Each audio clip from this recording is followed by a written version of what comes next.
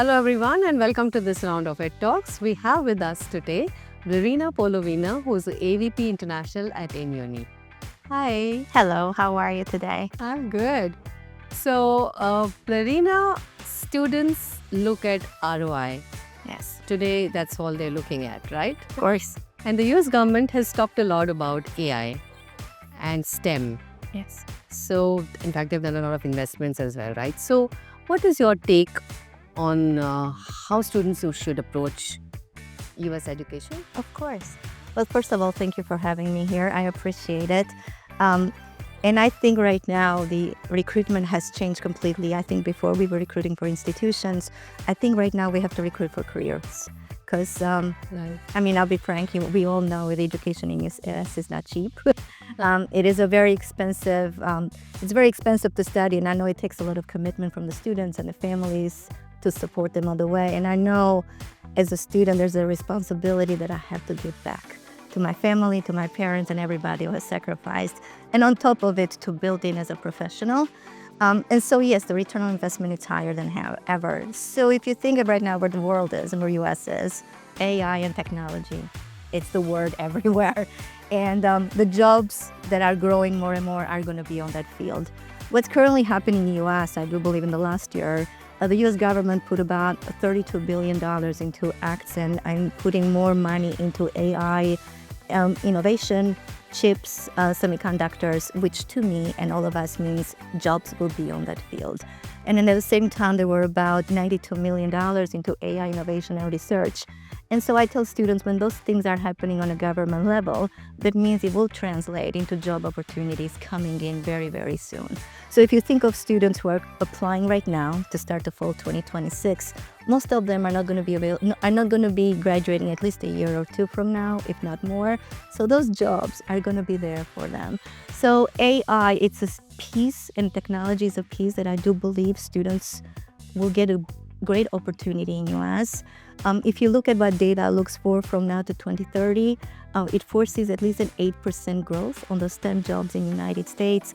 And the median salary usually for those jobs, especially for students who graduate from a master's level, it will end up being to about $100,000 a year.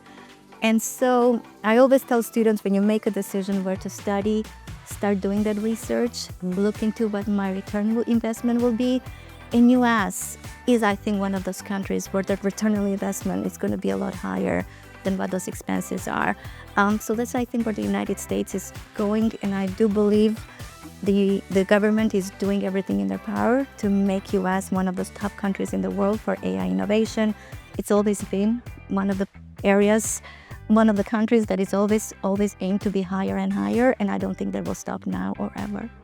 So, a lot of talent will definitely be attracted to us. It will be, Right. and they need it. It's not just attracted, they need it. Excellent.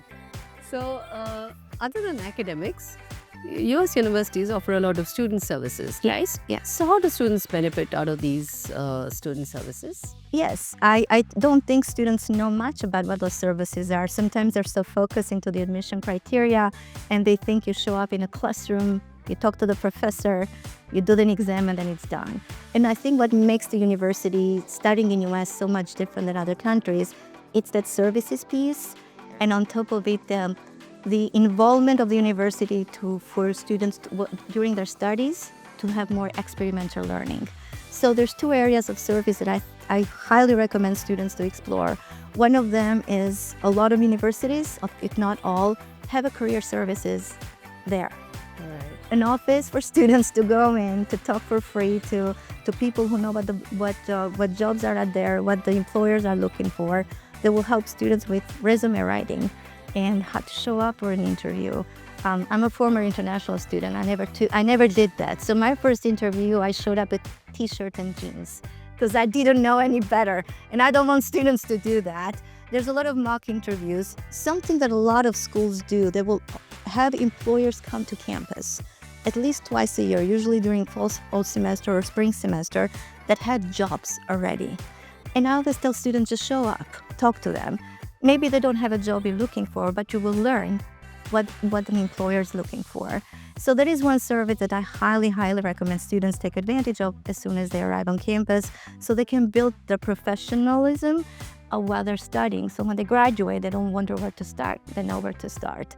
Another area of service at a lot of universities is from healthcare services. They will have housing services. There's going to be a lot of organizations for students to get involved. And international students don't understand how important that is. But getting involved helps them, first and foremost, develop skills, leadership skills, team working skills, critical skills. It opens the door to them to meet a lot of people. I always tell students that there's a point where you came abroad, and it's not to stay with the people that are from your country. I know it's comfortable, but get out of their comfort zone because opportunities lie there. It sometimes will help them with scholarship, extra scholarship while they're studying, because universities have extra scholarship for students who study, and usually the ones who are involved into these organizations will be able to get all this extra stuff, and their resumes will look better. So when they graduate, they will not just have a GPA, they will have to show all this extra stuff. And right now, it's the extra stuff that will count as much as the degree is. And the competition for jobs is big right now. So I always tell students, get involved, show up. Opportunity is going to be there, but you have to meet it. Otherwise, it's just going to be wasted. Right. See, unfortunately, currently, the US government is being seen as constantly changing policies. And probably the social media is very responsible for that. So, what is your message to students about this change in policies? So there's some conversation is happening over there. So one of them is a change of policy, and sometimes is a proposal. So first of all, I ask students, policies are the ones you abide by. Proposals are simply just ideas thrown out there from the government to be explored. So there's a lot of proposals right now that a lot of students are wondering. One of them is there going to be an OPT or not anymore? And first of all, I don't think there's any proposal to stop OPT. But second, as we were chatting, I don't think US can afford not having an OPT, because international talent is vital right now for United States. We do not have enough people to fill the current jobs on the STEM field, on the high-level graduate fields. And as we were chatting of all this money that the government is putting in, that means more of those jobs will be available. Right. And at the same time, we have less people being born, and a lot of people are going to retire very, very soon. So the reality is, international students are not just needed, wanted, they're needed right now for the United States to sustain and be the country that they want to be. But I always tell students, keep an eye not on proposals but on policies. And if you want to find the right information, to reach out to your team, to reach out to the universities, to check in the USCIS or Department of State website, that's where the correct information is. Right. Anything on social media, it's been hyped. And unfortunately, social media has become one of those things that if it's bad news, it will get the clicks, which means the people who are posting them will get the money, and students and parents are just left with fear.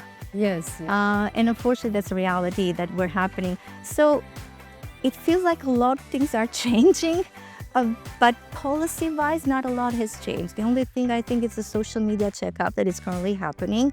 And I know another one that a lot of students were wondering was the H-1B pathway. Yes. And they're like, can I even do it? I think the policy that they've set up for H-1B actually emphasizes how important it is for you to come as a student in U.S.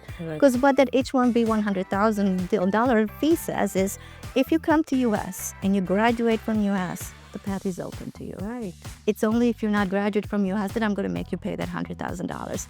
So I tell students, do not take that information as, oh my God, they don't want me. Actually, I tell them, reframe it and say, oh my God, you want me so good, you just want me to be graduating and educating in the United States, and the pathway will open. So that's the reality as of right now. And Yeah. I don't know what will happen tomorrow, but as of right now, that's the reality. Yeah. So students also often wonder, like, what are the futuristic careers that are possible in the US environment? So what are US universities doing to help students get into such careers in the future? So I think now more than ever, universities are having a deeper conversations with the workforce area. Yeah. At one point, I think there was a disconnect. Universities thought that these are the programs that you need and the workforce was saying, this is not what I'm looking for. And I think now more and more it's becoming a very good collaboration, which I think it will serve the students in the long run. So the few jobs I think by 2030 that it looks it's going to be some of the highest growth in US from what we're seeing is, of course, all related, most of them, to AI and technology. So AI and machine learning looks like to be one of the big ones. Semiconductors will be a new one. Data analytics, it seems to be strong with cybersecurity. Biotechnology seems to be another one that a lot of them will focus on, and energy-related programs. And so when you see that this is what the future is looking for, a lot of schools are adjusting some of those programs. Sometimes they're adding AI to a program, even though it may not be technology related. What I tell students is they should do some work on their own to amplify their resumes. So do some AI research on your own. Add some AI certificates on your program. Because when you go and apply for a job, you can show them that you took the initiative to learn, and you can show them that I can help your organization with this AI and optimization. And I think most of those organizations, that are what they're looking for. That's awesome. Thank you so much, Blerina. My pleasure. It is wonderful listening to you. And to you students, make sure you subscribe to our YouTube channel and stay abreast of international education information. And see you soon. See you soon.